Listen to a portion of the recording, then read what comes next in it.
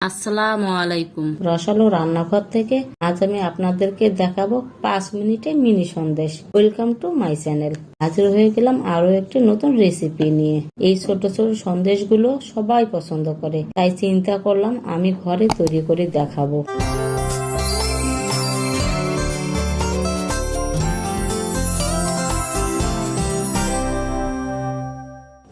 চলেন তাহলে শুরু করা যাক প্রস্তুত প্রণালী। এই সন্দেশটা তৈরি করার জন্য প্রথমে চুলায় একটি প্যান বসিয়ে 1/4 কাপ লিকুইড দুধ দিলাম।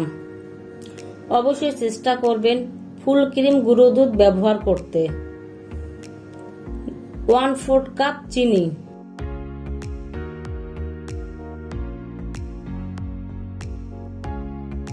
এর মধ্যে দিয়ে দিচ্ছি একটা এলাচ।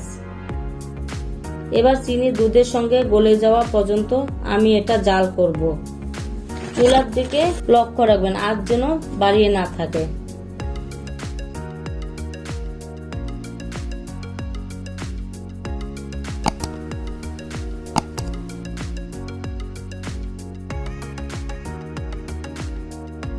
চিনিটা ভালো করে গলে যাওয়ার পর এরপর 1 কাপ ফুল ক্রিম গুঁড়ো দুধ দিয়ে ভালো করে নাড়াচাড়া করতে হবে। এই পর্যায়ে দিয়ে দিচ্ছি 1 চামচ ডালডা। ডালডার পরিবর্তে বাটার দিয়ে দিতে পারেন, কিন্তু কোনো পর্যায়ে তেল দিবেন না। এরপর ডালডা ভালো করে মিশিয়ে নিচ্ছি।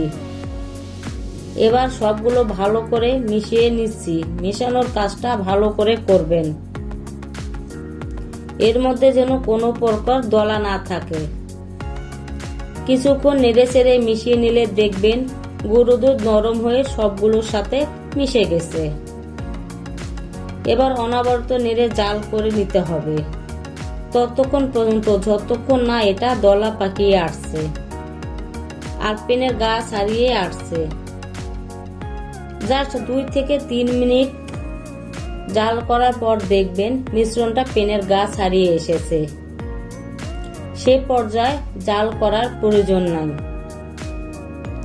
এ পর্যায়ে আমি চুলা থেকে নামিয়ে নিয়েছি।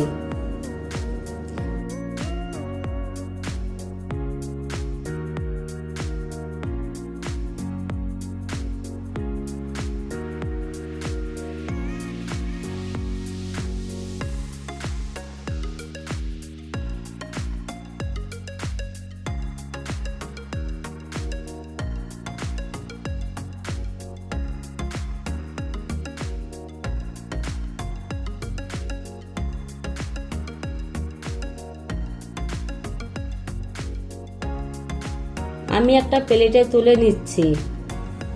এবার 2 হাতে সামান্য ঘি মাখিয়ে অল্প অল্প করে মিশ্রণটা নিয়ে আমি মিনি সন্দেশ তৈরি করব। আপনারা আপনাদের পছন্দ মতো যে কোনো শেপ তৈরি করতে পারবেন, কিন্তু এটা গরম অবস্থা থাকতেই তৈরি করতে হবে, না হলে এটা জমে যাবে।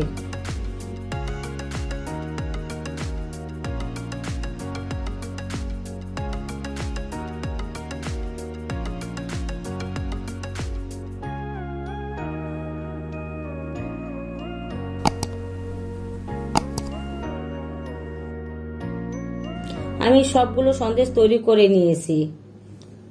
যত তাড়াতাড়ি সন্দেশটা তৈরি করতে পারবেন সন্দেশ দেখতে ততই ভালো লাগবে।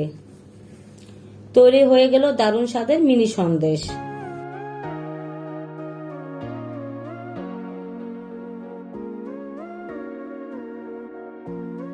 রেসিপিটি ভালো লাগলে লাইক, কমেন্ট, সাবস্ক্রাইব করে দিবেন।